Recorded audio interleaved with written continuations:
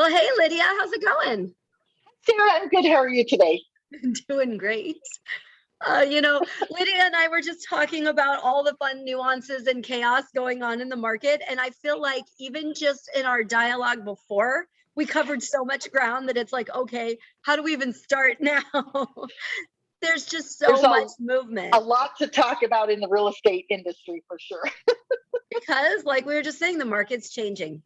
Yeah. Market's shifting, market's moderating, slowing down, whatever you want to use it. And some of it's seasonal, some of it isn't. And it's changing, and we're just along for the ride because that's the only place we can be. Right. So, Lydia and I started this conversation well over a year ago. Was a lot of it was to just make sure that we are providing information for, our colleagues within the real estate industry, as well as struggling borrowers or confused borrowers, renters, anybody out there. So our goal in this really is to provide information and make people feel more confident in their decisions. So, if you guys have questions, let us know. It is something that we would always address, whether it's, separately later, or if it's a topic that we can discuss in one of our videos, we're happy to, but we're really open to these different conversations. So please tell us, because we're always wanting to make sure we're bringing useful current info. And, like Lydia and I have talked about across the state, she's got buddies all over the country who are wanting more info. So this is good that we can provide it. Yes. And unfortunately, not every state has a Sarah in it that can help with, data and it really is good information. And I like to give people options. And granted, we are both in the business of home ownership, but for me, it's more just making sure that my clients have all their options and can make a valid decision on what those options are. I mean, obviously, I would like to keep people in a home because that's my business. But if it's a better situation that they back off for a little bit, then so be it. But it's better to have 2, 3, 4 options than one option. And that's I just don't like it when there's only one option for people. And that's really the biggest difference than what we're facing, 10, 11, 12 years ago to today. Today, there are multiple options. 12 years ago when the market crashed, there was one option, and it was not a good one. And so it's a big change. And I'm just grateful that we have these conversations and doing our best. And we'd love to hear feedback on that. So, and kind of going on with the theme of keeping people in their houses, that's what the forbearance program really has done an incredible job keeping people in their properties. And you think about it, of all of the forbearance exits, we've had a lot, I think upwards of 4 million, 5 million people kind of going through the system and already exiting. About 80% of the people that have exited forbearance are keeping their houses. That's a very significant number, especially when you start thinking about, the volumes of this. We've had over, that means over 3 million have stayed in their properties. And if you look at today, we have about 1.1 million borrowers that are still in their forbearance plan. So say all of them are going to exit tomorrow, and we know 80% are going to stay in their house. Well, that's 880,000 people are going to stay in their house. Of the ones that will sell, now we're looking at about 220,000 properties, and this is nationwide, that may come to market. And remember, it's not going to end all at one time, so it will be rolling out over a period of time. So if we break it down by 50 states, that's 4,400 forbearance exits where people will, then sell their property. That's not very many, 4,400 per state. So if we got 4,400 new listings in Arizona, we could absolutely handle them. Now, is our inventory increasing? Yes, but it's not at any level that is an extreme level. It's not high. We are very much so in a seller's market. So there are still so many things that are benefiting anybody. And kind of going a little deeper with the way the appreciation's gone, people, our properties have appreciated 35% since we, March of 2020, when the onset of the pandemic. So we know that anybody who got a little close and maybe unsure about how much they might be able to make, or if they want to sell, it'll be a normal sale for the most part. Now, we have talked a little bit about foreclosures, and Lydia and I, we saw a lot of what happened 10, 12 years ago. We saw all the things, and foreclosures are never going to completely go away, Right. They're going to stay something that's going to be part of the market because it's always going to be part of the market. It always has been. So when you see some of these headlines, oh, foreclosures are way up and all these things that are happening, yeah, because we had a moratorium. And so, Right. you know, Nobody was being foreclosed on the last nobody few was. years. So yeah, all of it's going to go up from there. So I want Right. to share a quick slide that kind of helps illustrate this. And so what we're looking at today, we had Tina Chambor do a presentation all about Greater Phoenix, which is fantastic. And here are the rate of pre-foreclosures or notice of trustee sales that have come to the market. So yeah, they definitely went up when we're going from like Q1 and Q2 of 2021. Of course they're going to go up. Do you know why? Because there was the moratorium. So now the moratorium's lifted, we've had an increase. Okay, we see an increase. We're not going to pretend that that's not real. But we look over here at 2019, we were not talking about foreclosures in 2019, yet we had 4 times more. So, you know, really perspective does matter because the amount that's in there is not significant in any way that's going to be damaging to the market. They're always going to be around. We're always going to have some. I've seen nationwide averages say anywhere from 40,000 to 50,000 a month during normal times. So it is gonna happen, but it's not going to happen with the significant prevalence that we've seen before. Right. And I do think that some of the people that were in forbearance or that are in forbearance or pre-forbearance are probably some of the ones that were having issues prior to the pandemic. However, you and I were just talking about how the fact that most everybody should have equity at this time. So there should be, if they are having trouble making that house payment, they should be able to sell their home and walk away with something in there, even if they had to pay, like, you know, late fees and attorney fees. And I mean, there still should be enough equity in that home that they should be able to walk away, regroup, and then get back into the market later on.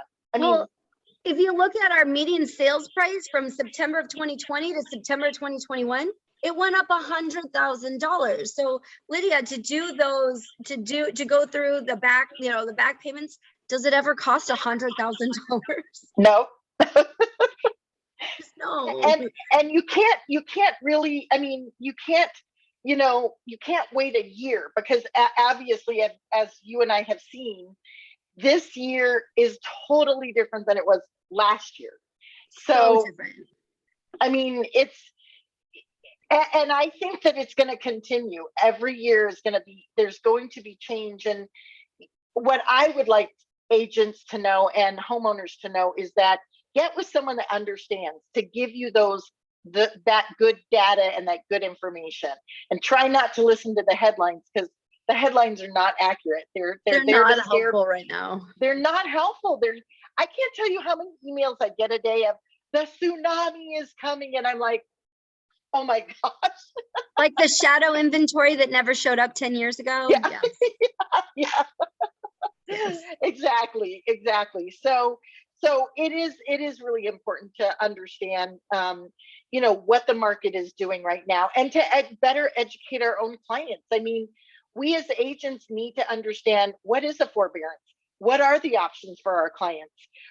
What do they need to do to either stay in the home or not stay in the home? I mean, there's, like you said earlier, there are options for everybody at this point, which 10, 12 years ago, we didn't have that option. Either you did a short sale or you got foreclosed on. I mean, that was it. And then you rented, and you literally had no choice. Right. It's crazy. And it's interesting. And even what I know, Lydia, we talk a lot, and, you were telling me, even with like the servicer and the servicer you work with, like their requests are changing, and what you're seeing from them, they're talking about. Yeah, it's been really, the last year and a half, 2 years has been very interesting. The pandemic hit, the moratorium was put on, nothing was done at that time. There was like no inspections, no BPOs.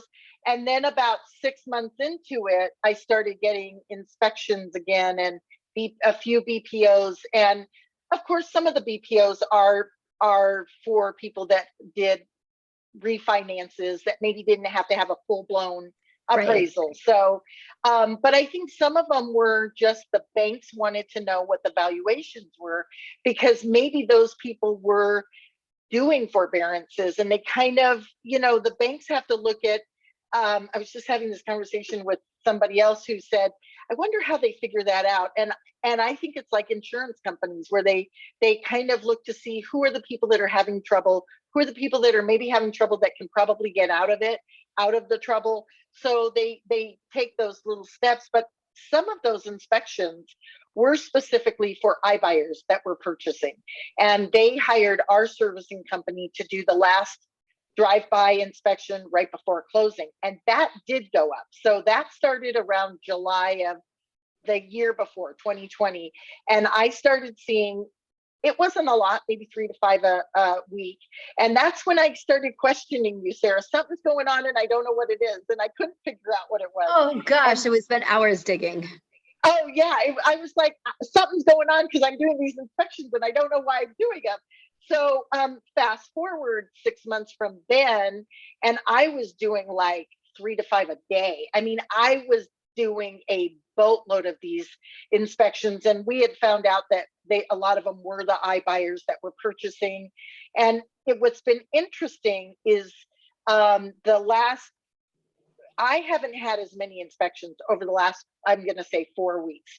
I have had more increase in the BPOs, but less in the inspection side of things. So my assumption was that those iBuyers were not buying maybe as much, or maybe they quit buying for a little while, or maybe they're going to lay low for a little bit. Maybe they overbought and they have to go through some of their inventory. Oh, could that have happened? You don't say. And then of course the big news of the day for most agents that haven't heard is that Zillow has announced that they have stopped buying. Yes. And I mean, an Open Door and OfferPad both actually kind of slowed down in their purchasing, and they slowed down in the amount over asking they would go, but Zillow didn't. And so we started seeing some of these trends start, I want to say, I mean, because it was out of control in August and July. And then it started like, you started seeing where some of maybe the evaluation specialists started being like, wait a minute, I don't know if we're doing this quite right. But Zillow kept powering through it. And I think realized too little too late. And we're like, oh, shoot, we are in a world of hurt. We can't sell these properties for what they're buying for them because the appreciation rate, although the first half of the year certainly looks like this, but the second half, it's kind of leveling out. I mean, it's still going up. We don't, just because the valuations aren't doing this doesn't mean the market's crashing because they're doing this, and that's where it's like, this is still good because it's positive, but they're not going to be able to recoup the funds that they spent. And so Zillow making this move on a national level, and they said they plan on having it end by the end of the year, but they didn't even hold tight on that being the specific date in which they'll start buying again. So we'll just see. And for a company like a Zillow, they have other revenue sources. They can stop. OfferPad and Open Door have both announced that they're going to continue iBuying. But, if they don't continue iBuying, that's their business. So in order, they can't continue to succeed and thrive if they don't do their main, what the business is created to do. Right. And I do know that they are starting to purchase in other states. I mean, we're obviously not the only state that these people are buying from. So, it really does depend on what's going on as far as other states and other situations with them. So, but it's been very interesting about how this whole thing has played out. And I feel the same way, because I know a lot of people like you, Sarah, that do a lot of fix and flips, and they were even having to pay top dollar to get some of the properties they did. Yes, they are. Some of them said, I'm not going any further. And some of them kept saying, I'm going to go to get it. And then we also have the REITs that are coming into Arizona purchasing, some of those. Like 8% of our buyers are those, the REITs that are buying and holding. That's a significant chunk. iBuyers are another 8%. Yep. So, I mean, Yeah, these changes will be felt in the market, not as one significant, like, here's what's happened, everything's, going to fall apart, but it is one indicator. It's not going to move the market, but there'll be impacts because, yeah, one of the buyers that's coming in, buying and spending a ton of money over asking is not doing it anymore. Well, okay, yeah, that's going to make it less of a reason for any seller in today's environment to be able to expect an offer like that, because they're just not right, happening anymore. right. And two, 4 to 6 months ago, our inventory was down to like 3 or 4,000. There was nothing on the market, literally nothing on the market. So things were going like within hours and within a day. Now we've got like between 8 and 9,000 active listings on the market, and now we're starting to see days on market extend a little bit, and extend to 7 to 12 days in the market we've had. Yes, seems like a long time, but it's still relative. It's not that much further. So, I was just having this conversation with another agent this morning, and he said, him and I were talking about how pricing is so important right now, because pricing is the key to making sure that the house doesn't sit on the market too long, or that it gets the right amount of people, because you can overprice or you can underprice. Absolutely. And overpriced homes are sitting. They are. And that's where, we have very educated buyers. So it is not a wise decision to overprice in today's environment. Exactly. Well, even I think even with the Cromford report back a few months ago, they were talking about how we will be in an even normal market by the end of the year. And you and I have both seen it starting to, it's been slow in the beginning, but I think now we're starting to see it. Things are slowing down a little bit. Could be for multiple reasons, but it's still, like you said, it's still a good time to sell. You just have to be smart about how you do it. Yes. And it's still a good time to buy, because even with that, we probably won't be in a balanced market by the end of the year. Maybe potentially with the way things are going, middle of next year, maybe, but that just means prices are going to keep going up, just at a slower rate. So again, nobody wants to come in and buy and see their prices drop. That's not what we're saying. That's not what was happening. That's why right now is a good time to buy, because prices are going to just keep going up. And there are a lot of people that, because of their sense of things, felt like, oh no, the sky is falling because it should feel this way or be this way. You got to watch the data. You can't let your emotions cloud this, because the people that sold their house a year ago to rent because prices weren't going to go any higher, they can't afford to buy the house they sold anymore. And they missed out on $100,000 in equity. Yeah. And you and I both know a lot of people that did sell, that did go into the rental market waiting for the crash to come, which never ended up coming. And so I think that people missed out. And unfortunately, you and I probably both know realtors that helped them sell, because that was an easy thing to do at the time, and didn't help them purchase. And that is, unfortunately, that's not a service. That's a disservice to our client base. If you can't help them with the good and the bad, you shouldn't be helping them at all. Yeah, because unfortunately, it's not always only awesome. Yes, exactly. But to me, educating the client base is really important, because that helps them make the decisions. And the more we as agents know what's going on, the better we can educate our client base. Completely agree. People have to make, this is the biggest asset that most people have. For sure. They really can either make or break a lot of money. And that's where it really becomes, as a professional, you really want to be professional and give them as much data as possible and learn about some of these things to be able to. I just had coffee with a friend yesterday who I found out did a forbearance. I didn't know she even did one. And she said, well, what's been going on? Because she's been out. She had a sick parent in another state. So her and I've been talking yesterday, and she goes, what's been going on for the last 3 to 4 months with you, and we were talking about forbearances and the real estate market. And she goes, well, you know, Lydia, she goes, I ended up doing one. And I said, you did? And she said, yes. She has, since then, they have paid it all off, and they are now in a good situation. And the funny thing is she said to me as we were talking over coffee, she said, and we will be selling our house because they also have a little small townhome that they rent out. And as soon as the tenant is out, they want to downsize and move into it. And the first thing she said is, and I will be calling you to sell my house. I love it. I love it. And it's just because, you know, it's like by giving good information and helping. Yeah. I love it. So, you know, anybody, we'd love it for you to share our videos. If you find it beneficial, go ahead and subscribe, and, you know, we'll definitely share more good nuggets as they come up. Yeah. And next in the middle of November, we'll have more information on, we have Freddie Mac coming on doing a presentation for agents.